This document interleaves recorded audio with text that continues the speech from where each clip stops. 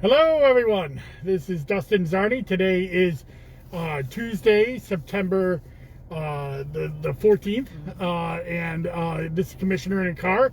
I got my friend and co-worker, Candace Lockett. She's the Democratic Elections Inspector Coordinator for the Board of Elections, and this is our second to last of the Meet the Office series. We're going to do Sydney Sesniak, our tech, next week, and that'll be the end of that. But I thought it would be important because to bring you on, Candace, because we are doing a last-minute push for election inspectors, right? Yes, we are. Yes, we are. So before we get into that, but just at the top, if you want to be an election inspector, give us a call, 315-435-VOTE. Go to onvote.net. Go to the election inspector page. You can find out what it is. We have classes going on, and we'll touch on this in a little bit later, but classes going on starting near the end of September for new inspectors. And if you're a regular inspector and want to do something more, be a voting system specialist or a poll site manager, you can. Those classes are going on right now. But Candace, I wanted to, kind of what we've been doing here with this stuff is I want people to know the people that work at the Board of Elections, because I think you're all incredible, and I'm very proud to work with you. But Candace, you have had many different roles here at the Board of Elections, right? Yes. So why don't you tell everybody how you started here? Okay, so I was a temp. That's 2016, yes, right? 2016. I was a temp for that election.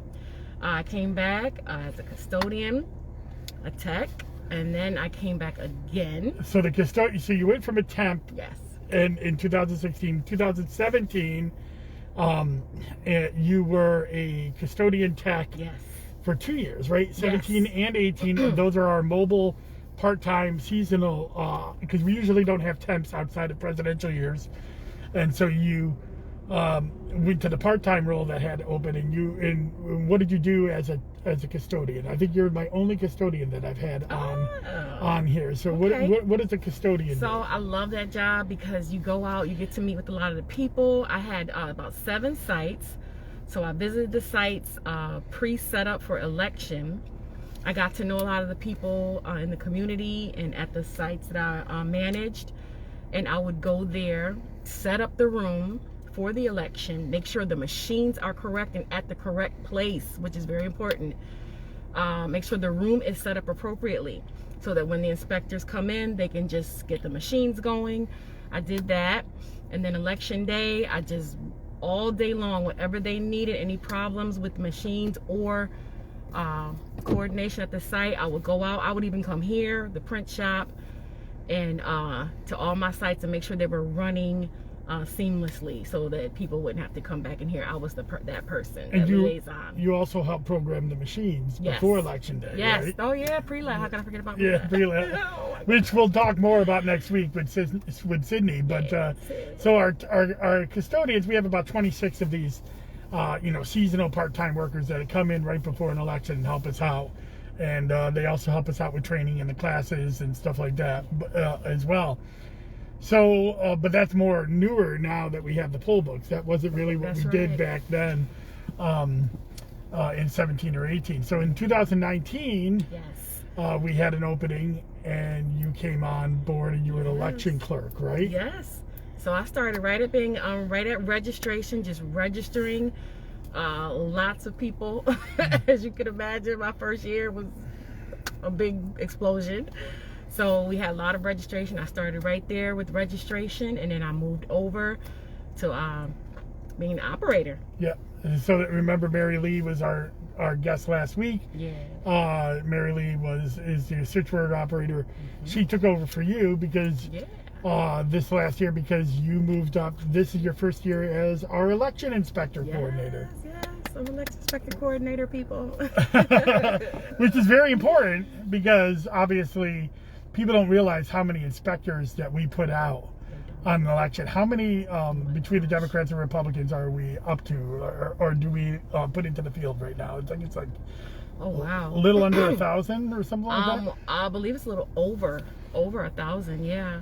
And people, it's so funny when I go places, they're like, you work at the Board of Election year round, what do you do? And I think that's so laughable that they don't know that we are here working, doing classes, doing so much more than just showing up election day and working. I find it to be amazing because we have, over 1,000 inspectors that we coordinate, schedule classes that they need to take for certification, which again we'll talk about for new people who want to come aboard, who's civic minded.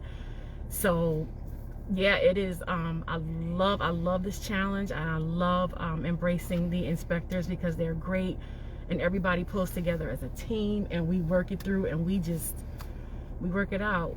And you work with Amanda Emmons, the Republican. You guys you're both new in that department this year, right. But you guys have really started to, revamp the way we structure things, and I think it's we're really working towards getting this election done this year. I mean, but we're not short, but we could use some more inspectors, right? We always could, because right now we're living in a time where things are so uncertain, and with the older population, a lot of them like to retire and then come aboard as inspectors, but a lot of them want to maybe sit this one out. But then we do have people who are very healthy who want to just be civic minded, and it's very important for them to be involved, so we welcome them coming in. So we are definitely always looking for good people who are good with people to come aboard. Yeah. So if you're an election inspector and you worked last year but you haven't taken a class this year, I think people don't realize that we train our inspectors every year. I know. I don't think they do realize that, yes. So there's a 3-hour course to become an election inspector. And then if you want to move up to what we call our voting system specialists, they're the ones who deal with the machines and are kind of more advanced things with the poll books. They is another 3-hour course, and of course you get paid for every course. Right. And then if you're a poll site manager, the people that are actually in charge of the site, it's another 2-hour course on top of that, right? And they have to take that every election, not just every year, but every election that they're working. So we could use some more poll site managers and voting system specialists. So if you're a regular inspector and you're watching this and you think you want to step up to the plate and get a little bit more duties, what should they do? So all they have to do is call 315-435-3331. That is the inspector department. They will get either myself or Amanda, and we'll be glad to send them out. Like right now, what we're doing is sending out poll worker surveys. It's just a short questionnaire, and then once they fill that in, we can just schedule them for class. It's so easy. And once they come to class, like you said, they'll get paid. Dave actually has a question. What are the pay rates for the inspectors? So just got a raise this year. Yeah, they just got a raise. $25 a class. Of course, as we already know, each class you take, you're going to get $25. And they got a raise, and it's $216, but I'll have to confirm that. Right. I should have brought my pay rate paper, because we have pay rate paper. $215, and they went up to for and then $260, and then $285 for VSS. I mean, for poll site manager, $285, VSS $260, and then $216 for regular inspector. So they got a raise. Justin, everybody was pushing for you guys to get a raise. If you're watching, your inspector. And because you guys do a great job. So that just happened last year, right? Last year we finally tied the inspector pay to the minimum wage. And finally so we do have that we did do that. So we got another one from Judith, who's our friend over in Oneida County. She says, she's an election inspector, but sometimes she needs to opt out because she's working for a candidate. While the inspectors are Democrats and Republicans, we have a very strict policy of no campaigning during the election day or at the polling sites, and we adhere to that. So, Judith, thank you for having to opt out because we need people who work for candidates too. That's part of the system, but we need as neutral as possible people that are working at the polling sites, or at least seemingly neutral. Everybody makes their choice when they go into the polling booth. But so, what's it like to be an election inspector? What are the duties that an election inspector has to do? Well, we create. So you gave us a spreadsheet, thank God, for us to use for scheduling. Yes, we mainly like to focus around this time on scheduling, and we're scheduling early voting and the general election. So, well, no, let me back up. Classes. Yeah. We schedule classes. Once we talk about, you becoming a poll worker, great. You send your paperwork in saying you're interested and you can do the duty. Then we like to schedule you. We schedule classes. We hold classes for a couple months period of time for certification, VSS, and PSM. So we do all the scheduling for that. And then after that, we work on scheduling for the election for all those people we talked about that are available, not available. And it's like a chess game. Yeah. Scheduling and fitting people in, because availability we have to work with, and again, human factors, and we have some great inspectors, and they're very flexible, because that's the one thing you need. So once we stress that we need flexibility, because we have 150 poll sites, but we may not be able to send you to the poll site that you live in or work in because other people are already there.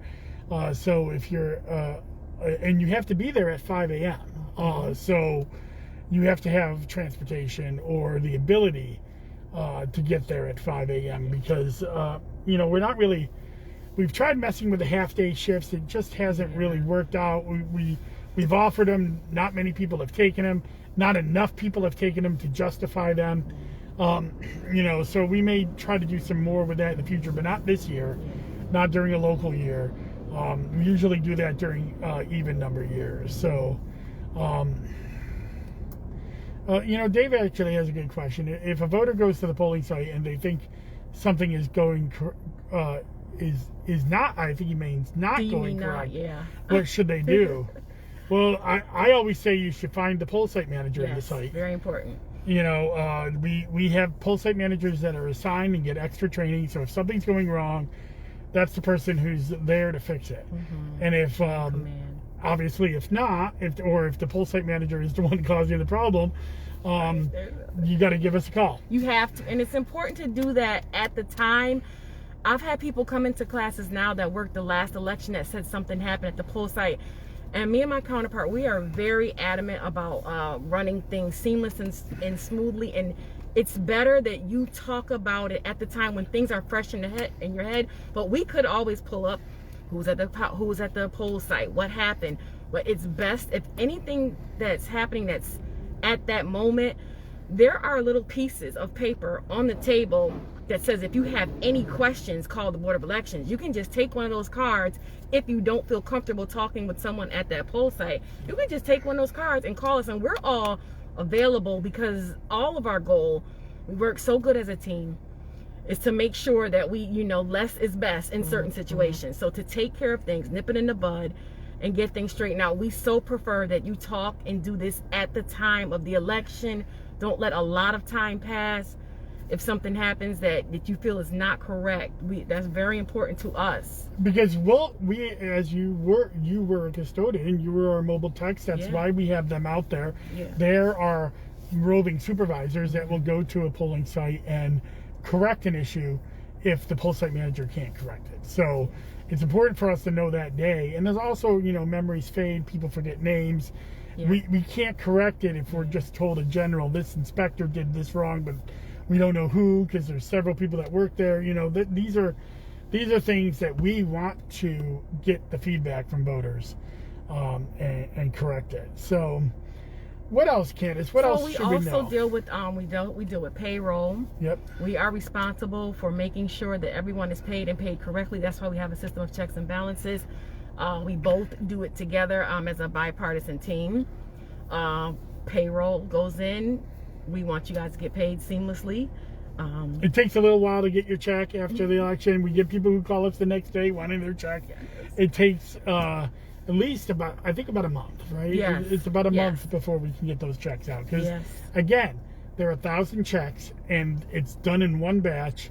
And if we don't have it done correctly, it's hard to get single checks out. So we have to get that all done at once, and we work with the comptroller to get that done. Yes, we do. So what's that number again if somebody wants to be an inspector? So if you'd like to be an inspector, please don't hesitate to call 315-435-3331. And myself or my counterpart will be glad to assist you and making that happen, and as quickly as possible too.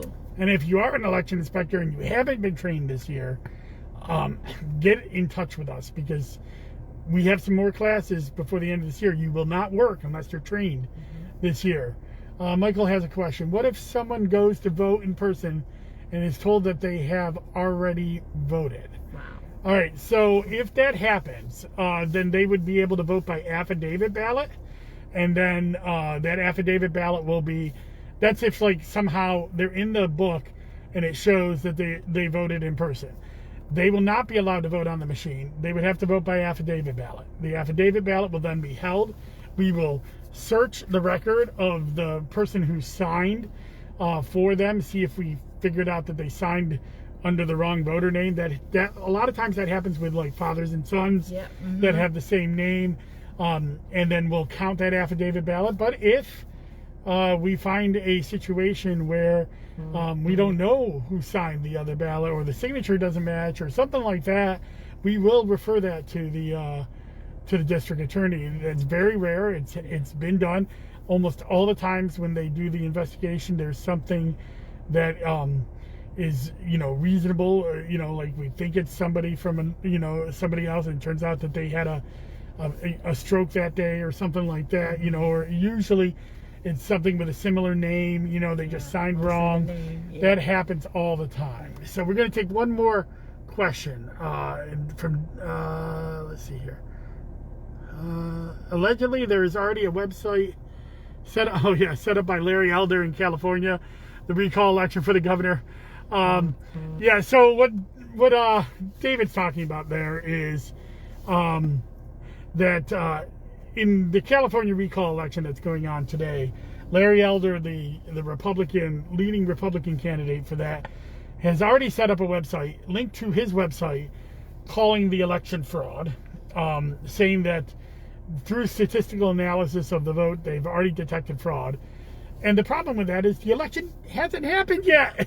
It's happening today. And so there's no way any statistical analysis could have ever been done. And as we know, voter fraud is not. Every one of these audits that have happened, every one of these recounts, every one of these court cases have been thrown out because there is no proof of voter fraud.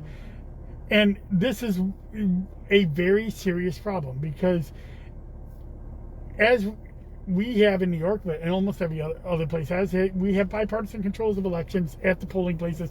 You have Democrats and Republicans there to make sure there is no fraud, and to make sure that it happens in a way that people can be assured of the results.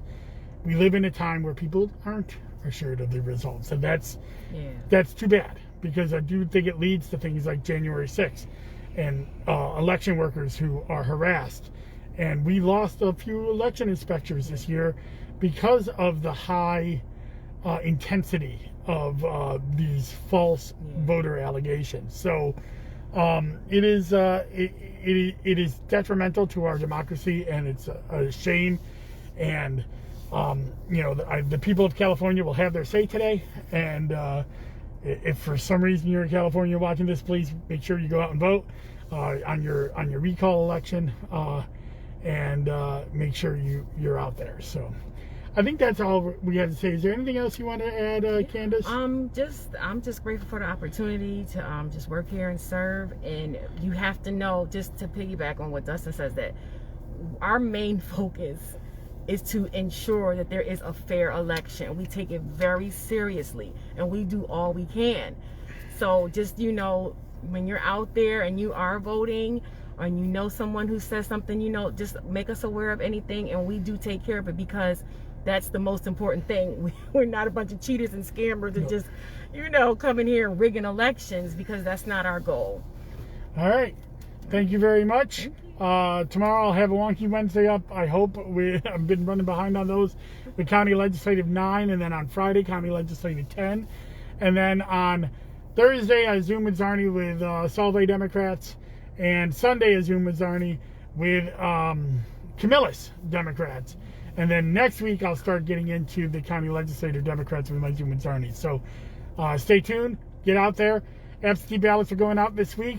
So if you need one, remember you can get one by going to onvote.net and using COVID or using temporary illness as an excuse for COVID for this year. Just like last year, you can get an absentee ballot if you don't wish to go to the polls.